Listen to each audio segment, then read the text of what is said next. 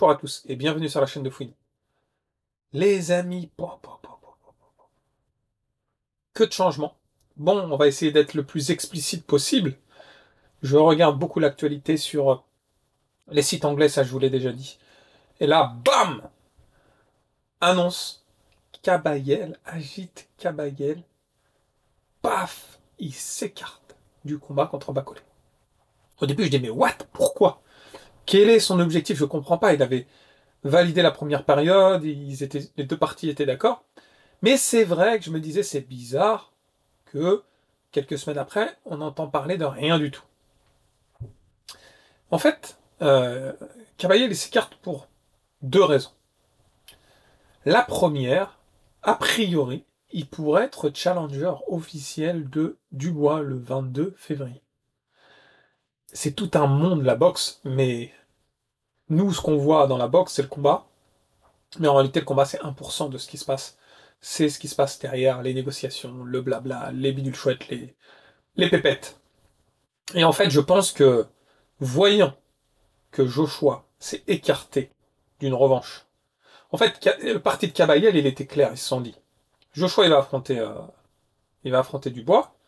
Donc nous, on va aller affronter Bacolé, en espérant avoir une chance contre Dubois. Mais c'est voilà, risqué, mais on n'a pas le choix.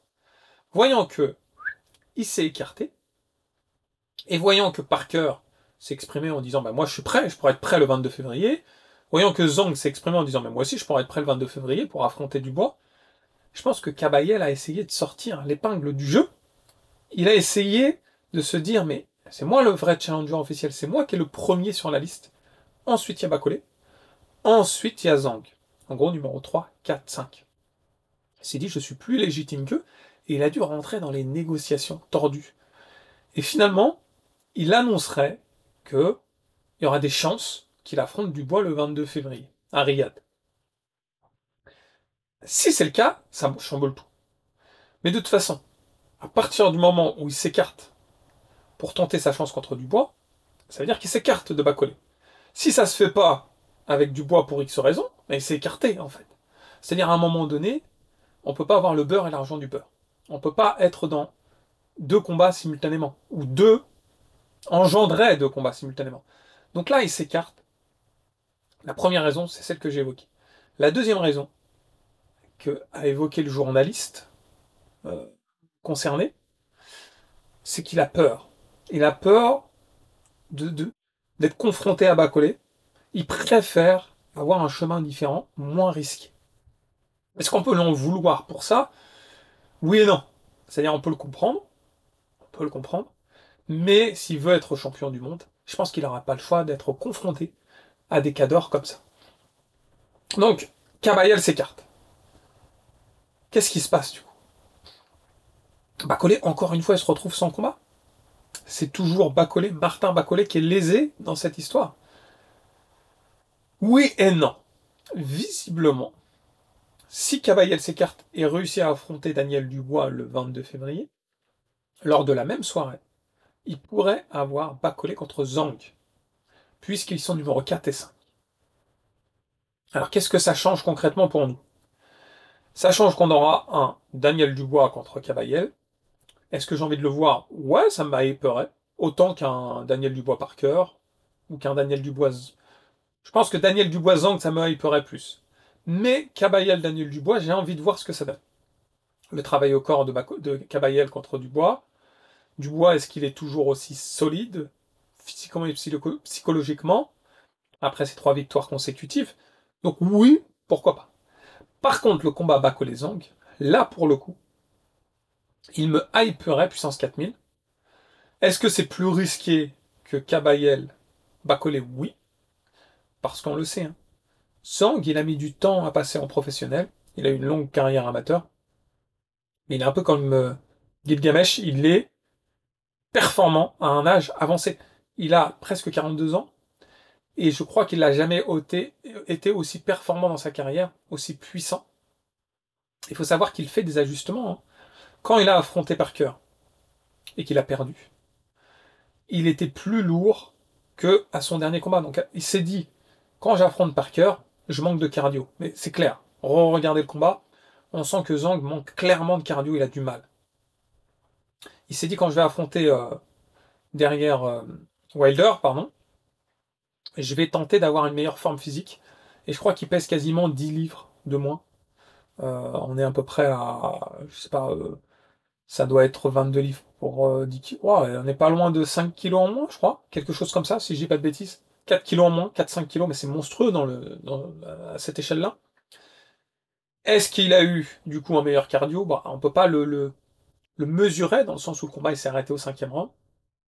Souvent, entre 1 et 5, même les boxeurs qui n'ont pas un cardio monstrueux, ils peuvent sortir un peu leur épingle du jeu. Ensuite, entre 5 et 12, la donne n'est plus la même. Surtout entre 7 et 12. Et c'est là qu'on a senti beaucoup plus fatigué Zhang. Comment Comment ça va se passer? Les prochains jours vont être déterminants. Est-ce que, est-ce que, définitivement Kabayel s'est écarté? Je pense que oui. Je pense que Kabayel est écarté. Est-ce qu'il va affronter Dubois? Ça, il n'y a pas de certitude. Mais il va falloir, pour Bacolé, pour la sérénité de Bacolé, pour sa poursuite professionnelle et sportive, il doit être fixé. C'est pas possible que ce soit toujours Martin Bacolé qui est dans l'attente de. C'est insupportable, les gars. C'est insupportable que Martin Bacolé soit toujours à attendre. Moi, je veux l'affronter, lui, vas-y, ça se fait, ok, toi, t'es d'accord, ouais, vas-y. Puis finalement, non. Il recherche un nouvel adversaire, toi, t'es d'accord, ouais, vas-y. Et finalement, non. Et c'est toujours lui qui est lésé, c'est pas lui qui dit non. Lui, il dit oui, et finalement, le mec en face, il se défile. Et on a beau dire ce qu'on veut. On a beau dire, ouais, Fouini, t'abuses, c'est les aléas. Ça se produit trop souvent face à Bacolé. C'est pas les aléas. C'est qu'il y a quelqu'un en face qui se dégonfle. Quelqu'un en face qui trouve meilleure partie ailleurs, en fait. Oui, évidemment, je me mets dans la peau de Cavaliel. Si je peux avoir direct le championnat du monde sans passer par la case Bacolé, bah je le fais. Ça paraît logique. Mais ça me frustre pour Bacolé. Si Zhang prend la place, je veux que ça soit officiel. J'en ai marre des oui, ça se fait, et finalement, au dernier moment, il y a un rebondissement, on est dans un feuilleton télé, là. Sunset Beach, les feux de l'amour. Et bim, il se fait léser. Moi, je veux que les choses se fassent officiellement. On est au mois de novembre. On est le 15 novembre. Ça veut dire que dans un mois et demi, l'année est finie. Le 22 février, c'est bientôt. Le camp d'entraînement, il doit commencer. Si Martin Bacolé ne connaît même pas son adversaire, comment il peut travailler en conséquence? Vous voyez, il y a eu beaucoup de boxeurs qui se sont préparés pour un boxeur. Et finalement, le boxeur, une semaine avant le combat, tous les billets étaient vendus, etc. L'adversaire se blesse. Souvent, ce qu'ils font, pour pas annuler le combat, tout a été vendu. Ils switchent. Ils trouvent un boxeur qui a à peu près une forme physique acceptable, et il y a un switch. On a l'impression que le boxeur qui prend la place, c'est lui qui est un peu pénalisé. La réalité, elle n'est pas forcément dans ce sens-là, puisque lui, il s'est entraîné, il n'est pas stressé, il n'a rien à perdre, il gagne même des échelons, il franchit des étapes grâce à cette opportunité. Mais le boxeur officiel champion qui combat, lui, il a davantage de stress, et il affronte un mec auquel il s'est pas préparé. Il peut travailler spécifiquement pour affronter un boxeur puissant, mais pas trop endurant. Et finalement, il va se retrouver avec un boxeur moins puissant, mais extrêmement endurant, qui va être rapide. C'est pas la même donne. Ou plus petit. Donc, c'est toujours contraignant de pas savoir qui tu as face à toi. On s'adapte, surtout en boxe. Encore plus que dans d'autres disciplines. On s'adapte à l'adversaire. Le camp d'entraînement, il est spécifique. Vous voyez, en MMA, si tu affrontes un mec, tu affrontes un mec qui fait du grappling, de la lutte, du judo, ou du jiu-jitsu ou plutôt un striker, c'est clairement pas le même combat. Et ben, en boxe, c'est peut-être certainement beaucoup plus fin, mais la donne est la même. La donne est la même. On doit se préparer pour un adversaire. Donc tant que Martin Bacolé ne connaît pas l'adversaire mais la date, c'est contraignant. Et il peut pas boxer beaucoup plus loin. C'est pas possible. Il doit boxer dans un grand événement de boxe. Il doit boxer au moment où le champion IBF boxe. Si le champion IBF, Daniel Dubois, combat le 22 février, c'est légitime. Et même pour une question de prestige, d'argent, de se faire connaître, de reconnaissance, Bacolé doit combattre le même jour. Et derrière, à la fin du combat, si Bacolé, imaginons que Bacolé affronte Zhang, Bacolé l'emporte, Dubois l'emporte face à Cavaliel, derrière, il y a un face-à-face qui se produit à la fin des combats. Hein, Collet dit, bah non, ça sera le prochain combat, ça y est, les demi-finales, hein, puis ils se font un face-à-face, ça y est, ça engendre la suite, ça génère la suite. Donc les choses doivent être fixées, on en a marre, les gars. Si c'est Zhang bat Collet, bah on signe. Par contre, je vais être en pétoche. Je vais être stressé, mais qu'est-ce que je peux être hypé? Les amis, réponse, j'espère, dans quelques semaines.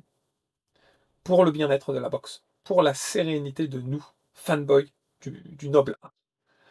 Voilà les amis, en tout cas j'espère que vous avez passé un bon moment en ma compagnie. Si c'est le cas, n'oubliez pas le pouce qui fait plaisir, et puis c'est pas déjà fait, de vous abonner à la chaîne. Dans tous les cas, je vous dis à très vite. Ciao ciao.